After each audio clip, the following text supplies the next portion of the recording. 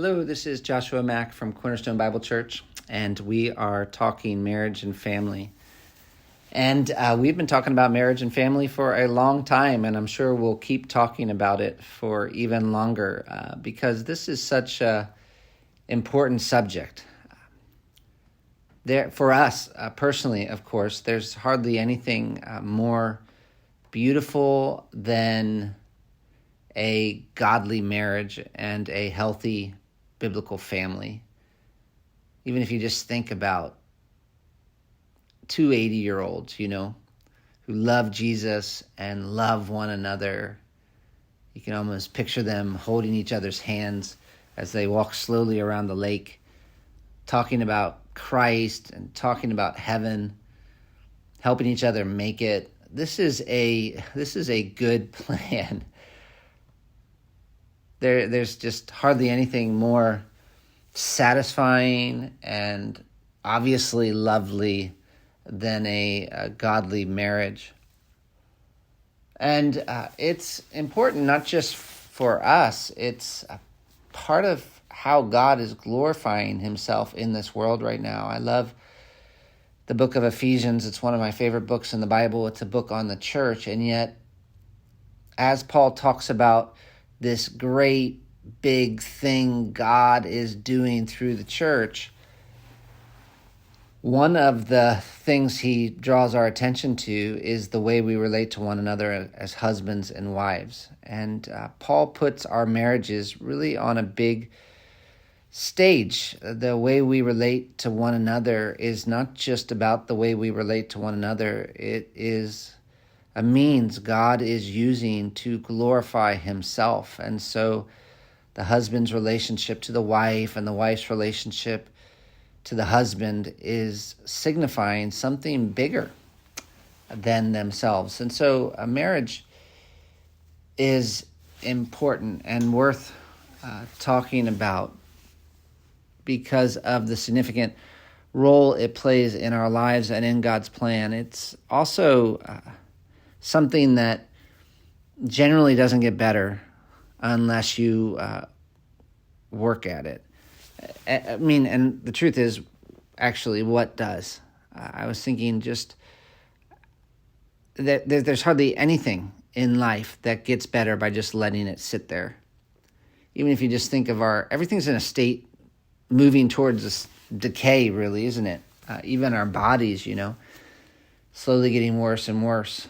And if we don't work on our marriages and think about it and our families, it's not surprising that they get worse and worse. And yet they don't have to. As believers, they don't have to.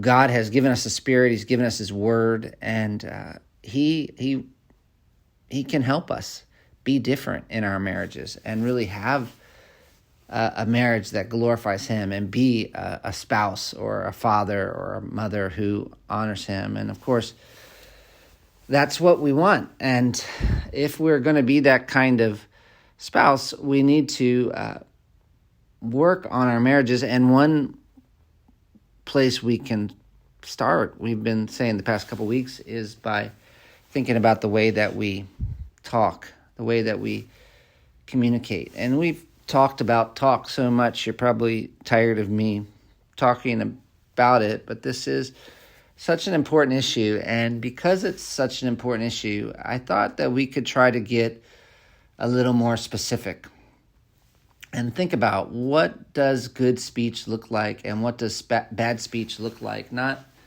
sort of just with general principles, but with actual examples. And these aren't really examples that I came up with, but they are examples my dad did. He's a counselor, a biblical counselor, and I guess because he's a biblical counselor, he likes to get specific. And he gives a number of examples of wholesome and unwholesome speech. And so I thought that I could work through some of these. This is obviously a little hard to do because now we're taking almost a step back from the scripture and we're just thinking about applying the scripture in everyday life. And yet, I think it's important to try. Like, love means something, right? So you can't just say love your wife. You have to talk about what does it look like specifically to love your wife. And healthy speech means something.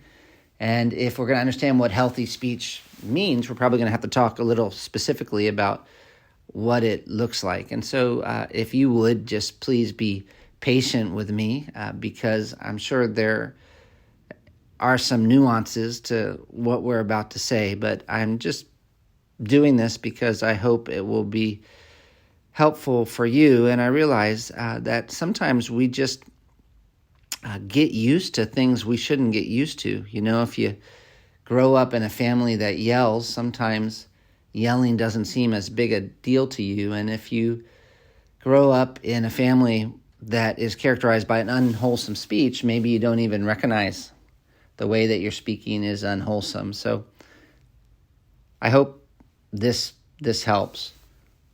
I'm going to just give you some very specific examples of wholesome and unwholesome speech. So here we go. Unwholesome speech might be something like this. Stop ordering me around. You are so bossy. Who do you think you are anyway? The king of the world? Wholesome speech, on the other hand, might sound a little more like this.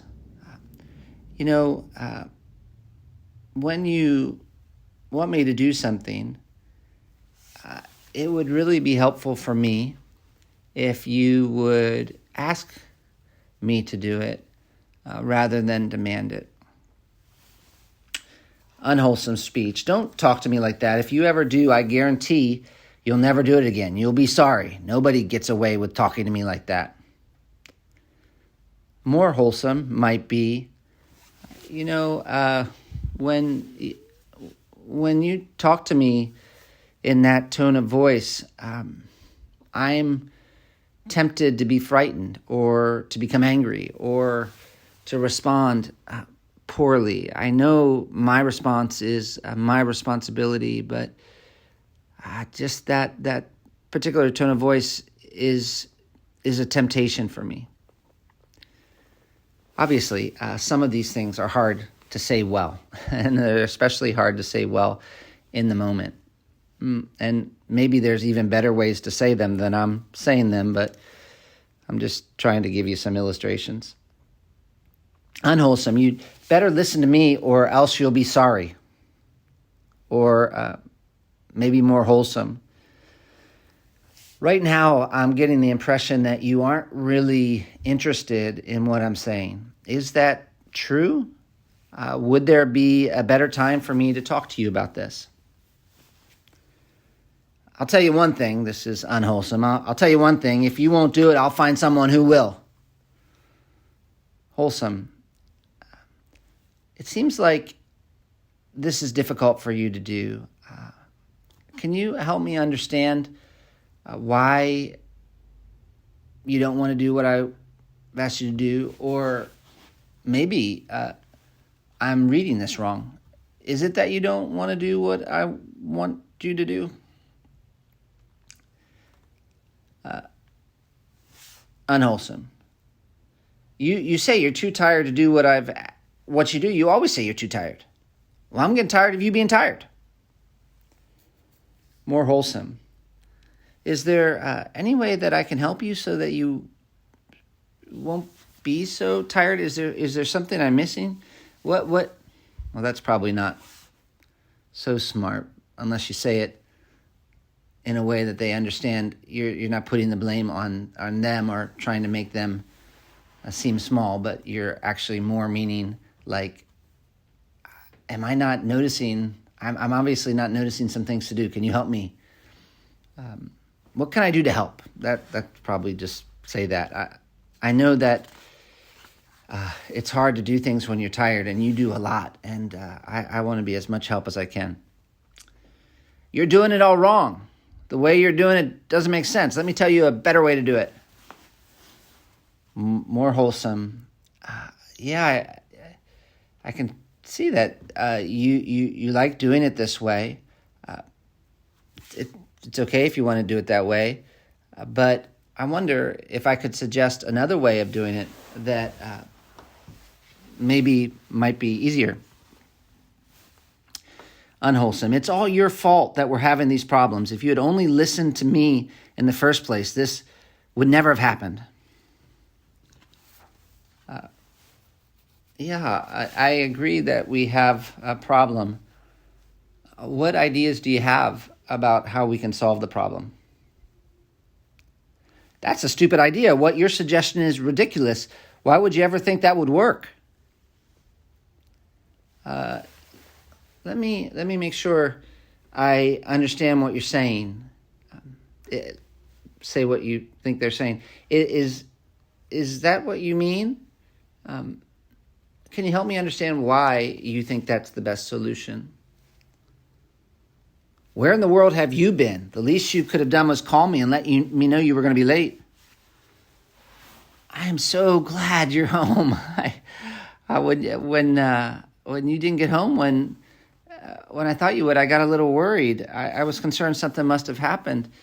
I missed you. Is everything okay? Why are you worrying about that? You're the kind of person who always makes a mountain out of a molehill. You're acting like a baby. I faced this same situation. It was no problem for me. I don't know why it's a problem for you. Oh boy, I can tell that what happened is really difficult. Is there some way I can be of help to you? I remember times in the past when I was really struggling and you were so helpful to me. I want to be that way for you. Do you want to talk about what's bothering you? Is there any way I can pray for you? You're such a liar. Why don't you tell the truth about what was really said? Or, that's not what happened. You're distorting the facts and you know it. Stop lying and start telling the truth. Why are you so afraid of facing the truth? Or, let me make sure that I understand that I really heard how you understood what happened and what was said or done. So you're saying that, ... As I look back on it, was there anything else that happened? Is there something I'm missing? Do you mind if I share with you my interpretation of what happened, the way that I felt like things went down? And maybe you could tell me where I'm wrong or what I don't understand. You're so funny when you get mad. I really get a kick out of the way you get red in the face and the way you glare at me when you're mad. It's amusing to see you acting in the childish ways you do. Your pouting and your sulking reminds me of what my mother used to do when she didn't get her own way. Or I wonder right now what you're feeling. It seems like you might be upset. Are you? What is it that I've said or done that displeases you? What could I have done differently that would have been less problematic to you? You're just like a broken record. If I've heard you say that once, I've heard you say it 1,000 times. Why don't you tell me something new? What's the matter with you? You just nag. You're just like your mother. Or I think I've heard you say that before. This must be something that's important to me, important to you about me. Can you help me understand why it's so important to you? You must have a good reason for bringing it up. Can you please maybe help me see things the way that you're seeing? You know, what I think you don't really care what I think. You just want your own way. You're selfish. You're like that fool in the Bible who always thinks that he's right and doesn't need to listen to anyone. Or, I might be wrong about this. I might not be thinking accurately, but right now I just feel really hurt and lonely and rejected. And I love you. And I know that I could be seeing things poorly, but it kind of feels like to me that you don't want my input. Is that true, or am I just reading the situation wrongly? There are good ways of saying things that make it easier to have a conversation and to move forward. And there are ways of speaking that actually make it more difficult for other people to respond in ways that are helpful and healthy. And, some of the examples I gave might not be specific to your life or to your situation, and you may be able to come up with better ways of responding than I shared. But I think you get the point, which is that we need to think about the way that we speak, and not just in general terms. We need to try to get specific.